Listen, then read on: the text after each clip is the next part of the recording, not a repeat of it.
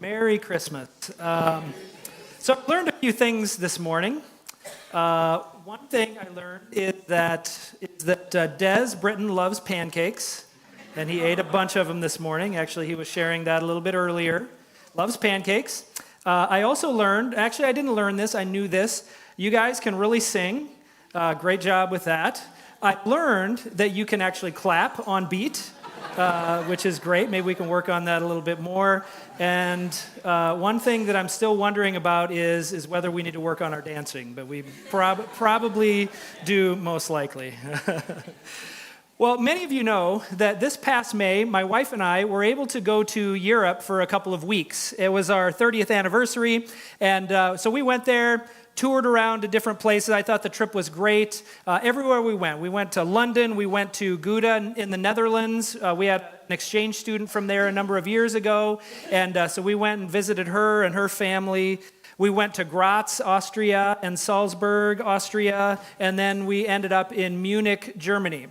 But one of the things that I most looked forward to on our trip was going to a little town in Austria called Spital an der Drau, and I don't even know if I'm right. But that's where we really wanted to go. Now, there's not a whole lot in that city. It's not really not a place that a tourist would visit necessarily. But I wasn't really there for the tourist attractions anyway, because I had some other business. I had wanted to visit that little town for many, many years. You see, I traced my lineage on my dad's side all the way back to the 1500s, to first around Graz, Austria, and then a little bit later, right around 1600 or so, to a place near Spital an der Drau, which was about a 2-hour drive from Graz. And there was one site that I was especially interested in visiting. It was a hotel and wedding venue and restaurant called the Holiday Inn Express. No, I'm just kidding. No, it was a hotel. It was a restaurant. It was a wedding venue, but it's called the Kleinsasserhof. And so, for those of you who don't know, my last name is Kleinsasser, and so it's called the Kleinsasserhof, or if you want to translate it, the House of Kleinsasser. And it's tucked up in the hills, just overlooking the town of Spital an der Drau. Now, the building itself, where the restaurant and the wedding venue was built in 1559 by Hans Kleinsasser, my grandfather, 12 generations removed. And I did that lineage, and I thought, man, I really have got to go see that place sometime. Now, I have to admit, though, that our trip to the Kleinsasserhof was actually a little bit disappointing. And the reason is that we were on a tight travel schedule. We booked our rooms ahead of time, and so we had a room. I think we were going to go to Salzburg after that, and so we had our room booked, and so we couldn't stay any longer. But we were going through there. We were in the hotel in Graz, or in an Airbnb in Graz, and I looked it up, and it was on a Wednesday, or we were going to be traveling on Wednesday, and I looked it up, and I saw that since COVID, Kleinsasserhof was only open Thursday through Sunday. So we traveled all that way to go see Kleinsasserhof, and we were just going to have lunch there, and we were going to go on to Salzburg, and I called and called and called. I thought maybe it's a mistake. Maybe they didn't update their website or something, but no, it was true. It was closed. But I didn't come all that way just to drive right through, so I thought, well, we're going to go to Kleinsasserhof anyway. We're going to look around. We're going to take some pictures and all of that. And so we drove up the winding one-lane road up the mountains to get there, having to back up in a little, I don't know what you'd call it, because there was a truck that was coming up the side of the mountain, and so we had to get out of the way. And so when we arrived at the Kleinsasserhof, there was a man there who actually drove in. He looked like he was maybe 18 to 20 years old or something like that, and he was delivering something. I don't know whether he was a delivery guy or if he worked for the Kleinsasserhof or something, but he dropped off a couple of bags and then went and stood by the door and lit a cigarette. And he was standing there enjoying his cigarette, and I walked over to talk to him. And I told him, hey, I came here from the United States. Hans was my grandfather, 12 generations removed. I was really expecting to get some sort of a pleasant reaction from him, and he couldn't have cared less. He just looked at me like, what in the world are you doing? Well, he just reiterated that it's closed today, and you can look around if you want, but he didn't really offer to do anything more than that. Well, I will say, I don't really regret taking that trip up the mountain because my heritage is something that's really important to me. You see, Hans went on to join a group called the Hutterites. I don't know, have any of you ever heard of the Hutterites before? Okay, it's a Mennonite group. They live in colonies, and all of that. That's my lineage, okay? And in fact, they formed a Hutterite colony while they were there in Spital Anderdrouw. But they weren't there for very long when they started to be persecuted because they were Christians. They were used to be Lutherans, became Mennonites. They were committed to radical discipleship, committed to nonviolence and separation between church and state. And so their colony would only last a couple of years because before long they were persecuted by the Lutherans. And so they moved to Romania, and there they were persecuted by the Catholics. And then they moved to Ukraine and then to Russia, and they were persecuted there. And then in the late 1800s, they moved to South Dakota and settled there. About 1877 was when they came over on the ship. Now, I'm pretty proud to learn my history. It made me feel like I was a part of something significant, that I was part of a group of people who were faithful to Jesus, even to the point of withstanding persecution.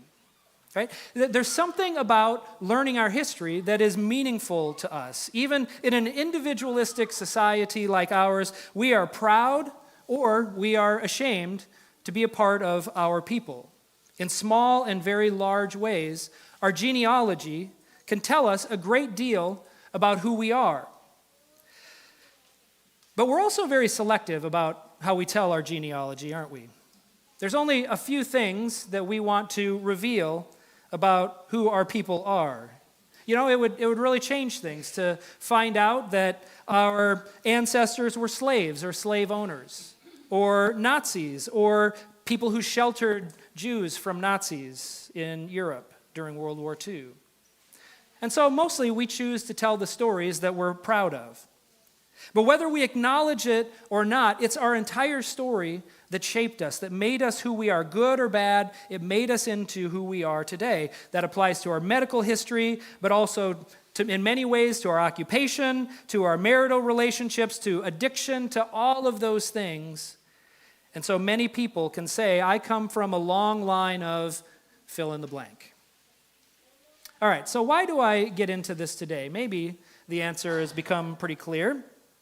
Because not only does it apply to us, but it also applies to Jesus. After all, Jesus was human. He had human genes, he had family traditions, and he had a long line.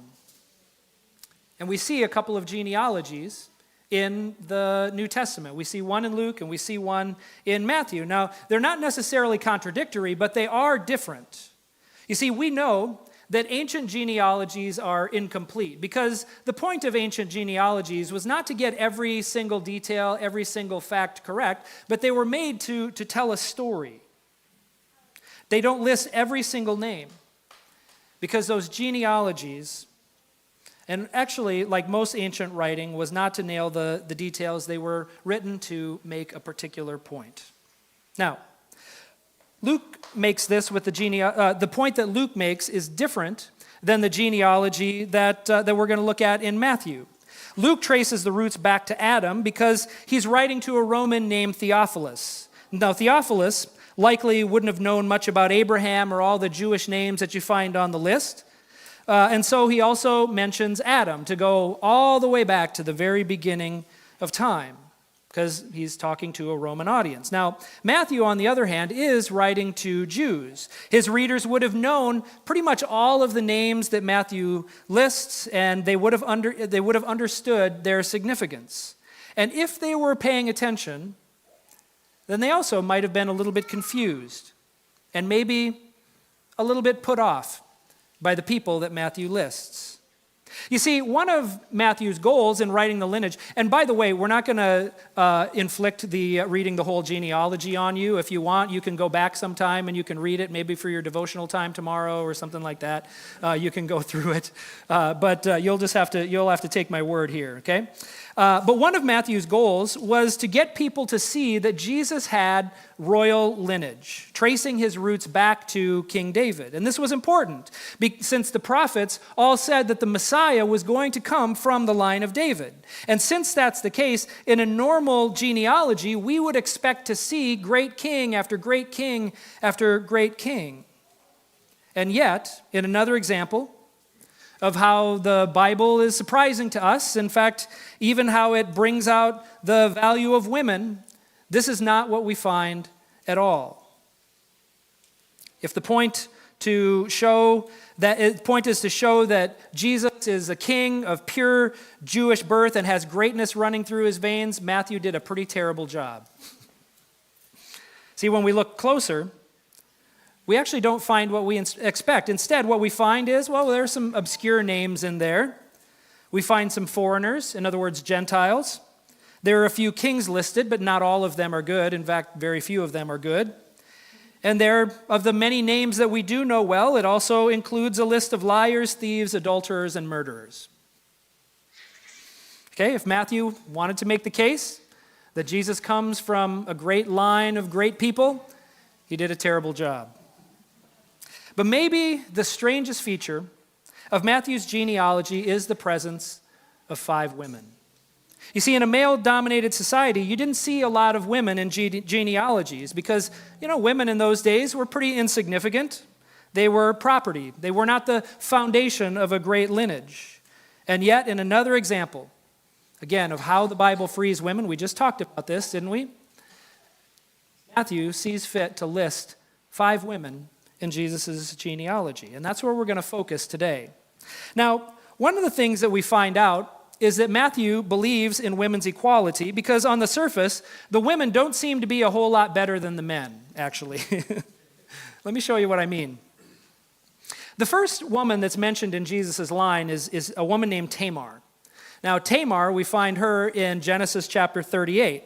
Now, it's not clear, but many people believe that Tamar was a Canaanite, the people that God would later tell the Israelites not to associate with because they were beyond evil. Now, Tamar was also childless when just about the worst thing that could happen to a woman was to be childless. Now, of course, part of it is the heartache of that strong natural desire that people have to want children and have that need be unmet. But there was also a social stigma of being childless. And on top of that, if you don't have children as a woman in those days, when you got old, you didn't have anyone to take care of you. Well, Tamar married the son of Judah, one of the brothers of the Old Testament patriarch Joseph. Now, unfortunately, her husband died before they were able to have any children. And so what was supposed to happen was that their husband's brother would marry her and they would have babies together. But those children would be considered the children of the older brother. And of course, we're a bit grossed out by this. We don't really like traditions like that. But this was a provision in the law intended to be able to take care of women because they were in a vulnerable position, so they wouldn't fall into poverty. But the younger brother refused to have children with her because he knew that he would have to take care of children that weren't his own. And it wasn't long before he died as well. Well, there was a third brother, but he was too young to get married, and so Judah promised her that when he was old enough, then he would give her to him, and then they could have children. Well, years passed, and the youngest son came of age, but Judah didn't fulfill his promise. Well, there's only so long that a woman can wait to have children, and so Tamar drew up a plan to move things along in the process. What did she do? Well, she dressed up as a temple prostitute and enticed her father-in-law Judah to sleep with her and have a baby with her. And that's exactly what happened. She became pregnant by Judah. Now, Judah didn't know that it was Tamar that he had slept with, and so when he found out that Tamar was pregnant, he was angry and he was ready actually to have her executed, to have her killed. But then Tamar revealed that the baby is actually his, and he knew that he was caught. And in the end, he had to admit, she is more righteous than I, since I wouldn't give her to my son. Right? Now, I was actually going to give Carrie this story for the kids this morning. And we thought better of it. Not exactly a child-appropriate story, right? But there is no way around it. This story is a train wreck. First, Judah had no business going into and using a temple prostitute. His son sinned by not fulfilling his duty to Tamar. Tamar sinned by seducing her father-in-law. But with no other options available to her, she took the initiative to secure her rights. You know, these are the kinds of stories that we don't really tell in our genealogies, do we? And yet Matthew includes the story of Tamar in Jesus' genealogy. And actually, she's seen as righteous in taking the initiative and uncovering the sin of Judah and his sons. Tamar is an important figure in Jesus' line. The next woman is Rahab. Now, Rahab's claim to fame was that she was a Canaanite prostitute who helped the Israelite spies as they were scoping out the city of Jericho. When the people of Israel came to the promised land, the fortified city of Jericho stood in their way. Now, Rahab was a citizen of the city, but somehow knew that the God of Israel was the true God. And so, when Israel sent spies to scope out Jericho, she hid them in her house. And in return, they promised that she and her family would be spared when Israel attacked the city. Rahab, the Canaanite prostitute, was the hero of the story because of her courageous faith. She married into Israel. She was the mother of Boaz, the man that we had talked about, the man who married Ruth. And God was not ashamed to identify her in Jesus' line. After Ruth, we have Uriah's wife, Bathsheba. Now, many people know the story of David and Bathsheba, but there is actually some question. I don't know if you know this, but there is some question about what really happened in that story. Now, the standard story, the one that I was always told, is that King David, from the roof of his palace, looked down into Bathsheba's house, which had an open roof, and saw her taking a bath. And the Bible tells us that David should have been out to war because that was the time when kings went out to war, but instead he was lazy and he was staying home, and for some reason he was up on the roof being a voyeur into Bathsheba's house. But instead, Bathsheba's husband Uriah, who was not Jewish, but he was a Hittite, so he was a Gentile, but he was a commander of the army of Israel, David sent him off to war instead. Well, David was looking down from the palace, and he liked what he saw, and so he called for her, and he slept with her. And then, when she was found to be pregnant, he devised a plan for her husband to be killed so he could marry him without being seen as a crooked, sleazy king. Now, that's the story that we've all been told. There are other stories, possibly. There are some scholars who say that there might have been something else going on. Ken Bailey, a Middle Eastern scholar, says that women in those days were exceptionally modest about exposing their bodies, and so Bathsheba would have certainly known that anyone who was walking around on the roof of the castle would have been able to see her bathing. And so he asked the question, was she trying to seduce King David? Bailey actually thinks that was the case because Matthew can't even get himself to use Bathsheba's name. He just calls her the wife of Uriah. In any case, no matter which story we believe, it's just another one of those stories that families tend to sweep under the rug. And yet, we can't tell the story of Jesus without also telling the story of Bathsheba. Now, the last woman in Jesus' genealogy, of course, is Mary. And it's clear that Mary is seen only in a good light. But that, of course, wasn't always the case for the people around her initially. After all, she was pregnant with Jesus before she was married. I mean, sure, Mary, I believe you. You saw an angel, and then all of a sudden, voila, you're pregnant. Great story. Never heard that one before. Well, as it turns out, it was true. And while the people around her might have had some doubts about her righteousness, the gospel writers never do. And we most certainly cannot tell the story of Jesus without also telling the story of Mary. So, as you can see, the genealogy of Jesus is a mess. And, that's just the story of the women. The men are there, and it's pretty much the same thing. And I'm sure that it would have left Matthew's original readers asking the question, all right, whose line is this anyway? But it's right there in the Bible. So the question is, well, what are we to make of it? What is the point that Matthew could have possibly been trying to make about Jesus by including all of these sordid details about Jesus? Well, let me talk about three things. First one is this, is that the genealogy of Jesus helps us to recognize and admit that people are complicated. Something called cancel culture has been used a lot in the press lately, but I think it's actually always been a part of the human condition. It's always been a part of human nature to dissociate ourselves from people that we deem to be bad people. Now, there is some wisdom to this, of course. Who we hang out with does impact our character, and so we have to be aware of the influences that we have around us that may be taking us in the wrong direction. But we see over and over in the Bible, again, that people are complicated. We are all at once victim and perpetrator. We are saint and sinner. As Solzhenitsyn wrote, the line separating good and evil passes not through states, nor between classes, nor between political parties either, but right through every human heart and through all human hearts.